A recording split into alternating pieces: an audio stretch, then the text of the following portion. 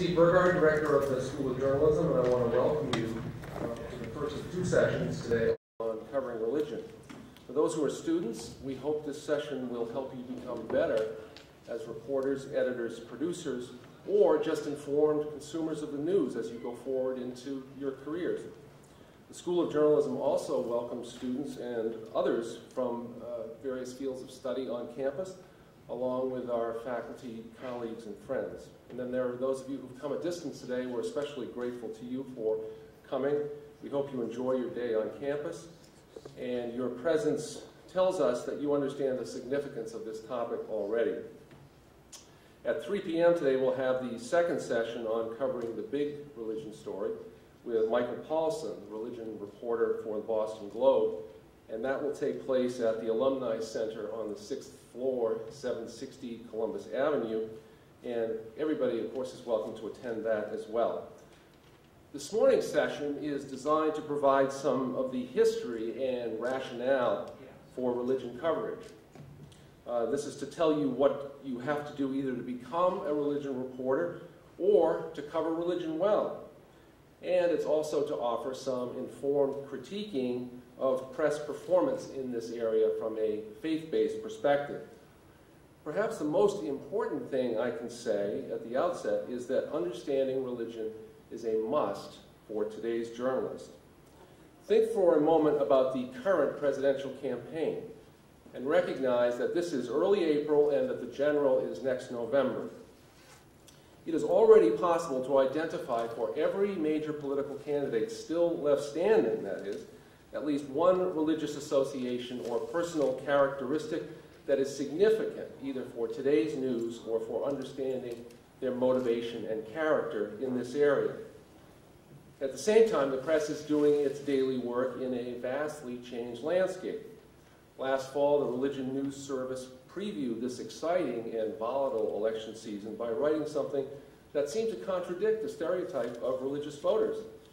Instead of being a monolithic force on the religious right, these voters actually were divided over issues and divided over candidates. Nor is our need for better understanding in any way confined to politics. We need to know more about our nation as it really is, region by region, state by state, neighborhood block by neighborhood block. A new U.S. Religious Landscape Survey from the Pew Forum released this winter suggests what a fluid and dynamic stage we have in the United States today. We learned from that study, among other things, that religious people are changing religion or dropping affiliation altogether. Smaller religious groups are reflecting their own internal diversity. To help us understand what good religion reporting is and should be, we have assembled some experts. Each will make a presentation on some aspect of religion coverage, and then after all of the talks, we want to ask you to join in the conversation by asking questions and engaging in some dialogue. So we have some microphones stationed in the middle aisle. And now a word about each of our panelists this morning, and in the order they will speak, and then after I've introduced all of them, we'll call them up individually. Benjamin J. Hubbard. Professor Hubbard is Chair Emeritus of Comparative Religion at California State University, Fullerton, where he's taught for the past 23 years, 15 of them as department chair. His teaching areas are Jewish studies, biblical studies, world religions, religion, and other media studies. He's co-authored or edited a number of books and scholarly articles, including America's Religion, An Educator's Guide to Beliefs and Practices, along with his colleagues James Santucci and John Hatfield.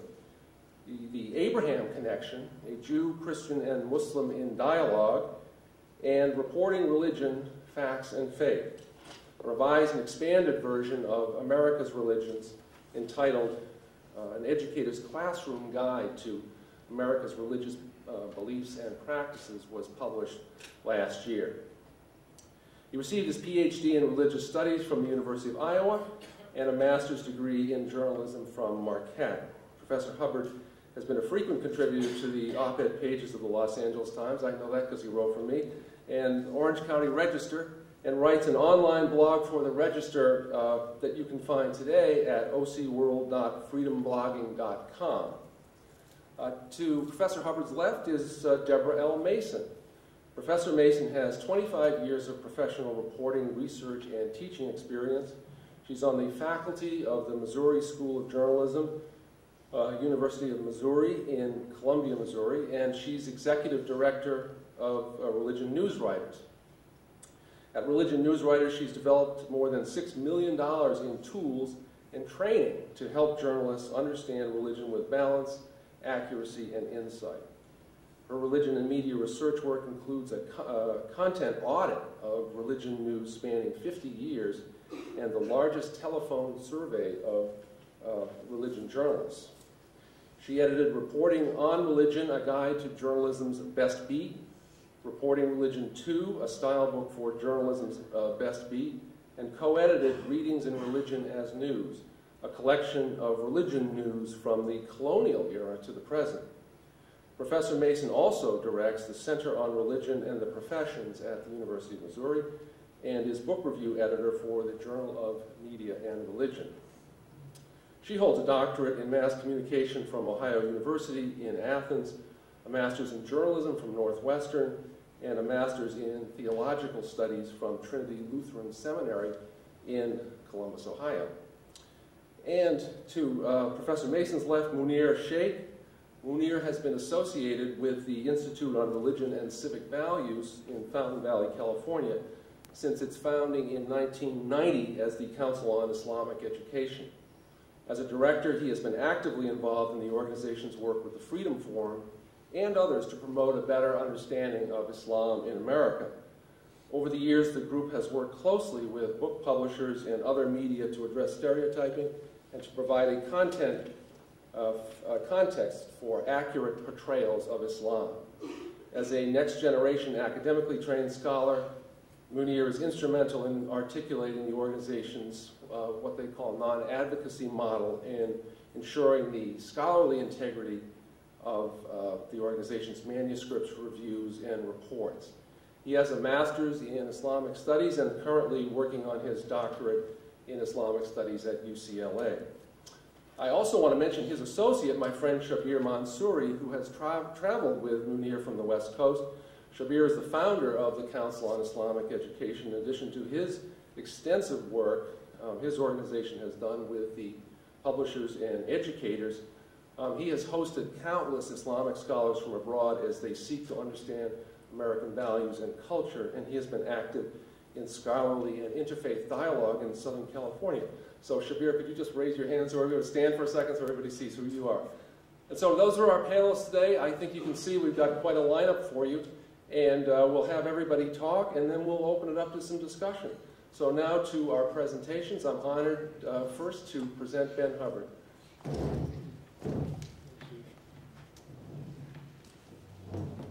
This PowerPoint actually is not mine, it's Professor Mason's, but it's fine. It's a good backdrop for what I'm going to be saying.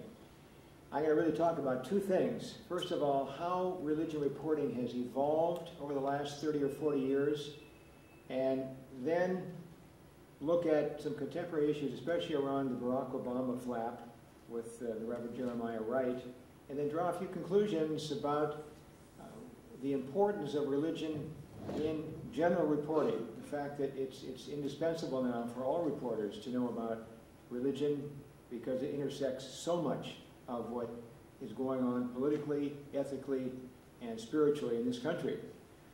So, when I first began studying this field about 25 years ago, you might say that the religion reporter on most papers was like Rodney Dangerfield. Some of you have been, no respect. There was really, the religion writer was often thought of as sort of just, you know, somebody who did puff pieces about church socials. But that has changed radically in the last 40, 50 years. The Religion Newswriters Association, for example, came into existence in around 1949.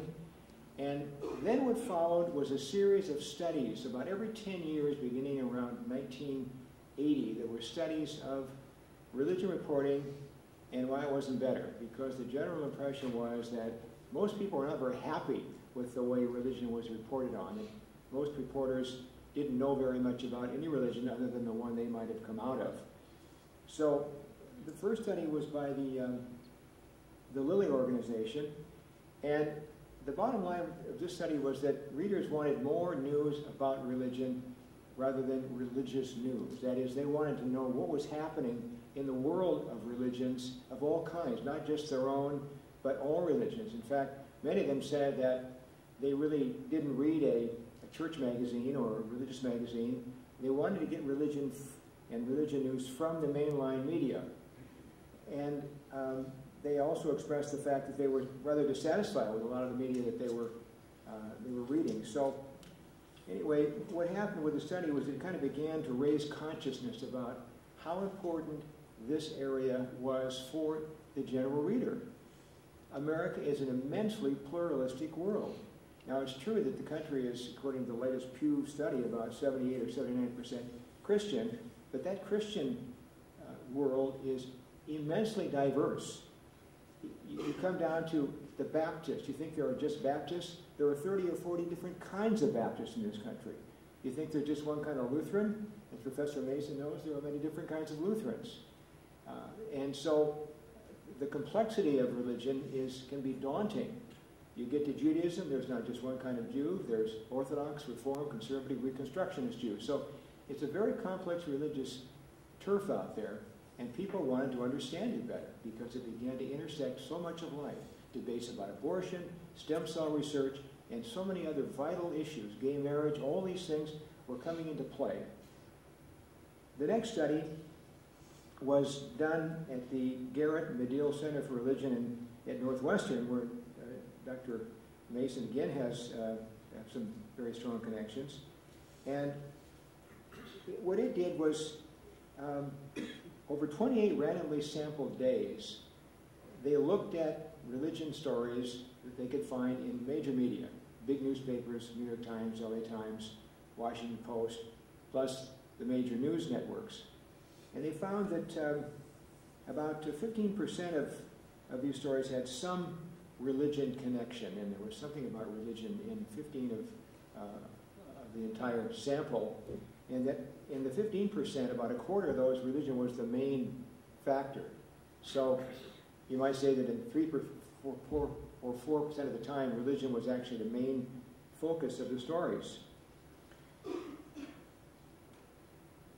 The greatest complaint in this study was the lack of context.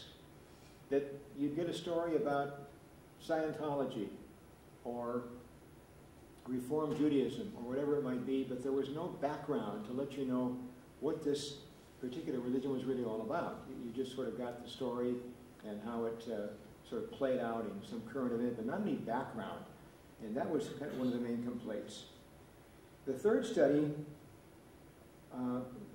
came out in the year 2000, and it was done by the Center for the Study of Media, and its primary conclusion was that the media loves stories about religion which involve conflict.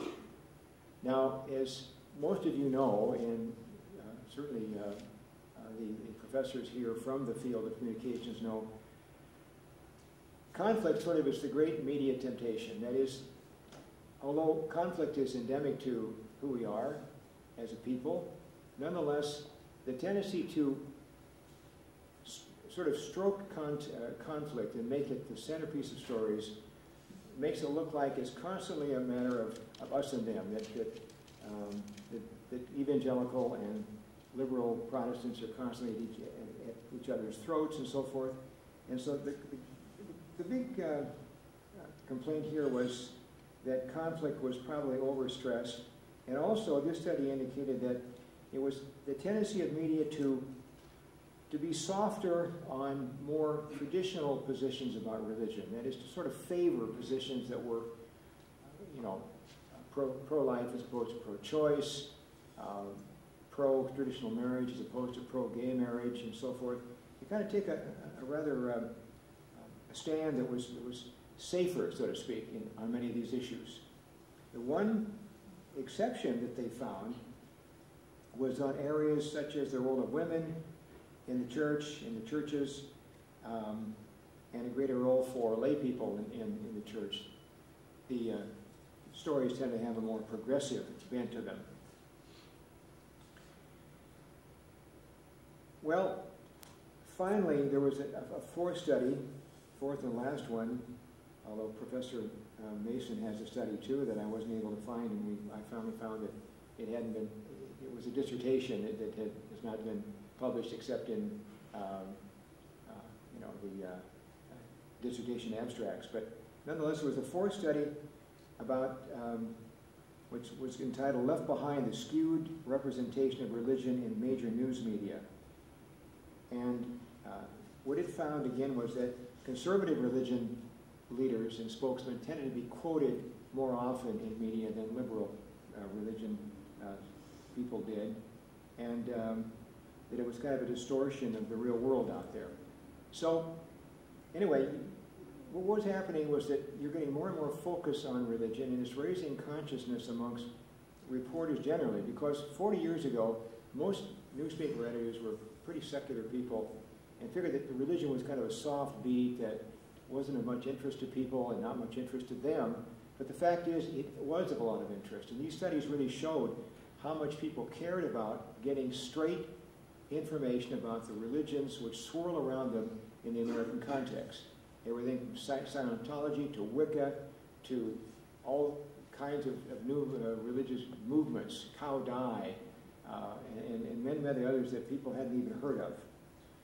Well, the next major development was that there was an expansion that began around the year, in the late 90s and around the year 2000. And of course, with 9/11, it really became even a bigger factor that you began to have, finally, religion media coverage electronically. And the real outstanding voice here was something called Religion and Ethics News Media. Some of you may have, anybody, just show, how many people have ever seen Religion and Ethics News Media? Okay, so, all right, well, it still is not exactly well known in all circles, but this program was begun around the year 1999 by Bob Abernethy, who had been a reporter for NBC News, and the program was called Religion and Ethics News Weekly, and it's simply a half-hour program on PBS that looks at religion in some depth and very even-handedly. So it was a tremendous leap forward in terms of understanding what's happening, and I've used many clips from this program in my teaching because it's so well done. Then, little by little, some of the cable channels, like CNN and, PBS's Nova, began to cover religion story, the History Channel as well. Now, not all of these were of equal quality. Some of them tended to be a little bit fundamentalistic, but some of them were very good. For example, CNN did a program actually back in 2004, although they've been showing it every year around Easter time, called The Mystery of Jesus, which was very well done, very professional, very informative, very even-handed. So, little by little, television, especially cable television like PBS and CNN, were getting into the business of trying to understand and explain religion. Then there's the news magazines. Now, Time magazine had a religion writer in-house since about the 1920s, but that wasn't true of most of the others. But over a period of time, Newsweek and U.S. News began to have more and more cover stories about major religious figures: the Dalai Lama, Pope John Paul II, Billy Graham, Mike Huckabee, a recent cover story about him and his viewpoint. And finally, the periodical, the Atlantic Monthly, over the last many years, 20 or 30 years, has done a very good job of doing in-depth stories about religion. For example, in the March 2008 issue of the Atlantic Monthly, there was a very fine series of stories called Which Religion Will Win? And it looked at a number of different areas of, one of them with the fact that there's a new and more moderate movement within the evangelical world, particularly with respect to the environment, whereas the older evangelicals felt that the environmental issue was really kind of something for liberals and tree huggers. They began to realize this is important for the future of our planet. the overall issue was extremely well done, very, very informative. Then there's a periodical called Religion in the News, which is produced up at Trinity College in Hartford. And it's a quarterly publication, and each quarter it analyzes how well the secular press has done covering various religion stories. Stories about Romney, for example, and his Mormon tradition, stories about Huckabee, about Obama, and so forth. It has been very, very helpful. Finally, there have been a number of websites that have developed. In fact, one of them is related to Professor Mason's work called Religion Link, which is hooked up with the Religion News Writers Association. And it's just religionlink.com, and it provides tremendously good background about upcoming stories or backgrounders. For example, currently it has a lot of information about the Pope's upcoming visit in mid-April. So this has been very helpful, and there are others too. In particular, I'd like to mention something called beliefnet.com, which is an extraordinary religion site because it combines two amazing things, really. First of all, a kind of a pastoral concern for people in their religiosity, but it does it in a pluralistic way. That is, it has a place for Jewish seekers, so to speak, and Catholic seekers, and evangelicals, and along with this is a regular mini encyclopedia of religion. So you can go in and get in-depth information on this site about any religion you can imagine. Even esoteric religions like Soka, like Wicca, and the Soka Gakkai movement, and things of that sort. So, in short, there's been kind of a burgeoning of information out there. You can go on the web, beliefnet.com, religionlink.com, another one called religiostolerance.com, all of which have really excellent information about religion in a way that is factual and non-biased. Well, now, a few remarks about the contemporary situation. As Professor Mason will tell you, the Religious News Writers Association has about 500 members, of whom some 300 or so actually are active religion writers. However, as most of you are aware, there has been quite a crisis in the newspaper world because of financial concerns. People are not reading newspapers, and therefore ad revenue is not coming to newspapers the way it used to. So many, even large papers like the Los Angeles Times, are struggling, and most papers have laid people off rather than hired people. And just as a kind of a vignette of how this sometimes works, I happen to write a blog for the Orange County Register, which is a rather large daily newspaper in Orange County, California. Orange County is a pretty big place. That's 3 million, population of over 3,100,000. So it's about the same population as the entire state of Iowa. And the paper has a very libertarian kind of conservative perspective, but nonetheless is a very professional journal. However, they have gone through a number of religion writers, and recently 2 of the religion writers, one after another, took buyouts, which were prompted by the fact that the paper is in financial trouble and is struggling financially, and so the buyout was one way to lighten the financial burden. So then, and I had at this time been helping to write a column for them called Beliefs. Well, this all fell apart once these 2 people left. Along comes a man named Bill Cunningham, who, by the way, got his degree in journalism here 30 years ago. Cunningham's day job is he's the layout editor for the paper. But at night, he's now moonlighting and going around the county and writing stories about Coptic Christianity, about Mormons, and he's doing this along with a videographer, so they're actually putting online videos of the places he visits and the interviews, and then every Sunday, the interview itself appears in the hard copy.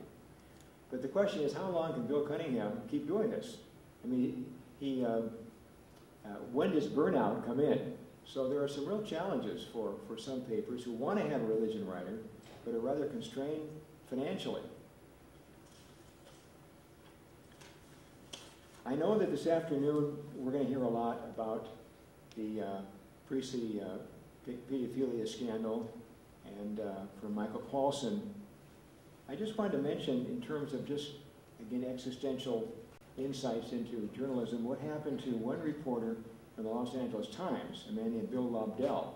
Bill Lobdell is a friend of Professor Burgard's and mine. He has come to my classes my religion media class to speak, and he was the religion reporter for many years for the Los Angeles Times. But about the time that he got into that beat, the priestly abuse scandal hit Orange County big time. And there were some very egregious cases where the church officials had really covered up instances of abuse and that were really inexcusable, much like what happened with Cardinal Law in Boston. Well, Lobdell at the same time had been seriously considering converting to Catholicism. He was rather just a non-denominational, unaffiliated Christian. But the sort of the massive weight of these stories and what he was finding, he also went to Alaska and found out about missionaries abusing Inuit children up there. And also some information he found about exploitation TV ministries led him to really say, I've got to kind of get off the train of working towards conversion. And also, he put in for a change to another beat because this was just a little too much for him to handle. So reporting to religion can be challenging. I will say, though, and I'm sure that Professor Mason will validate this, that many religion writers find that it's a very inspiring beat, that they meet a lot of really, truly wonderful people. In some ways, Mr. Lobdell's story is a bit of an exception, but it does show you that religion is a complicated business, and that, as with other beats, you sometimes find the good, the bad, and the ugly. Okay, I want to turn now just for a few minutes to religion in the ballot bowl, as CNN likes to call it. And the first instance of the kind of complexities of reporting about the candidates was the Mitt Romney situation. That somehow Mitt Romney's Mormon religion was going to somehow make him an unfit candidate.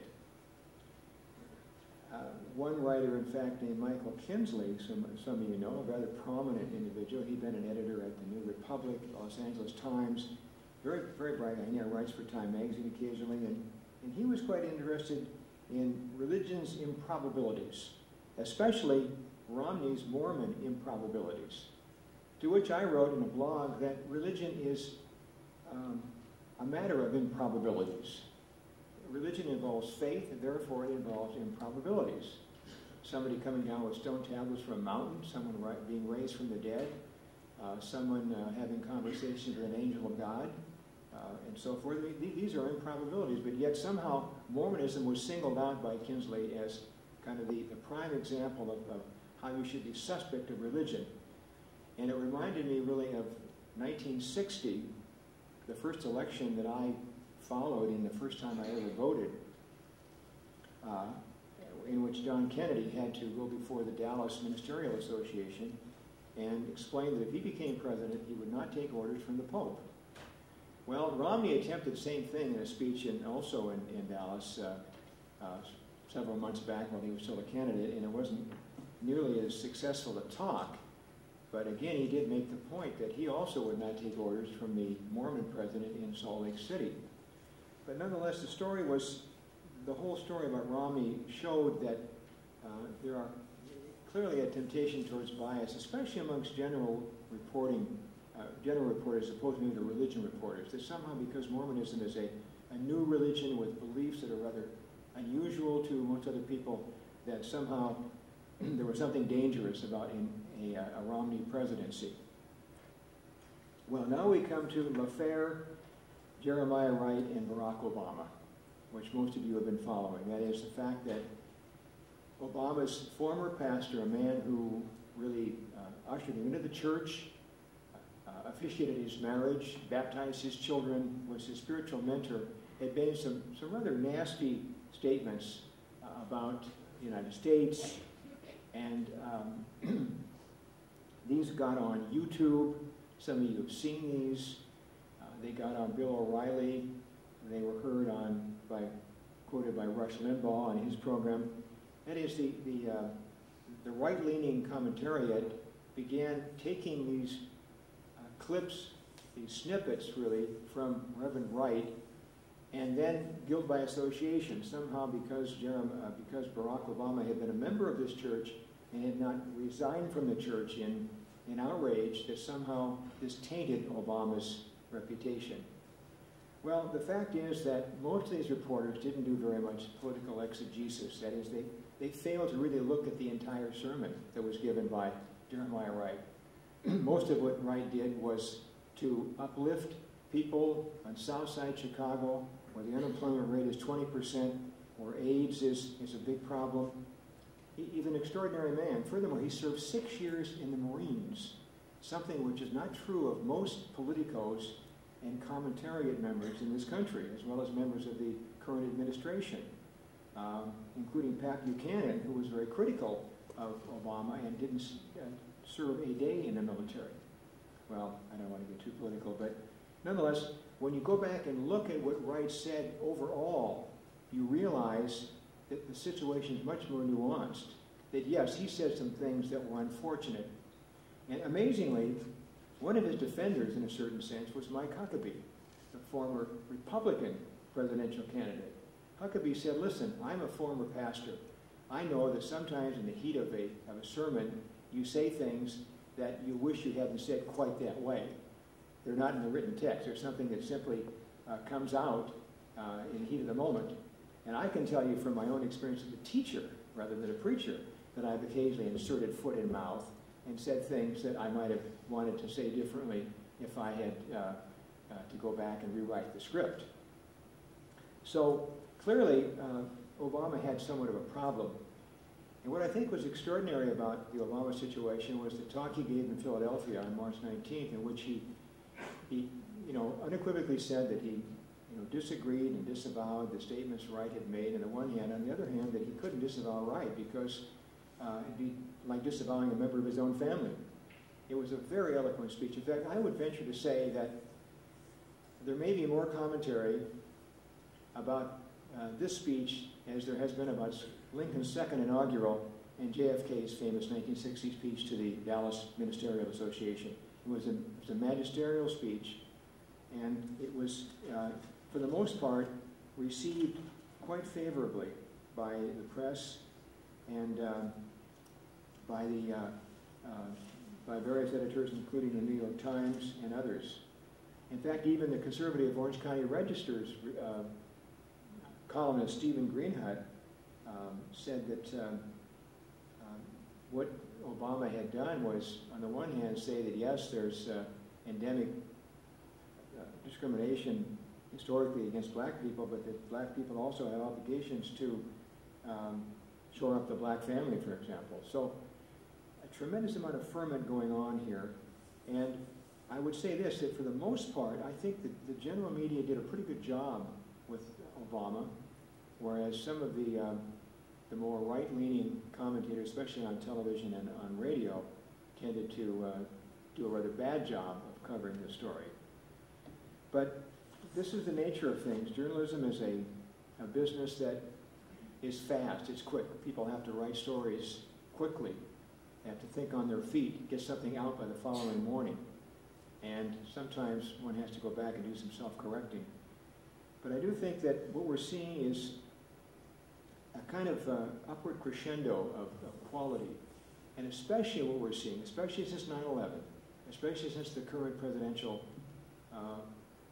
ballot bowl, horse race, or marathon, whatever metaphor you want to use, we've seen the fact that general reporters have got to factor in religion into what they're doing in many, many instances. Not all, of course. Religion doesn't involve every news story.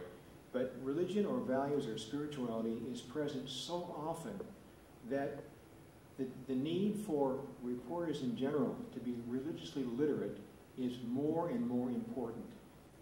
It doesn't mean that everybody has to be an expert on religion the way a religion reporter would be or a religion professor, but they've got to know where to go, and they've got to realize that religion does intersect stories about Shia Islam in Iraq, about gay marriage in Massachusetts, about AIDS in Africa, and the fact that evangelical churches are finally starting to look into this problem. So what you've seen then in summary is sort of a 40-year period in which the religion factor in the news has become more and more prominent, and where reporting about religion, first of all by religion writers, but also by general assignment reporters, has become of a higher quality, and yet work still needs to be done. There still is a tendency to zero in on conflict and sensationalism and to take things out of context. But I would say things are getting better. The challenges are still there, but a lot of good work's has been done, and we'll hear more about this from Professor Mason. Thank you very much.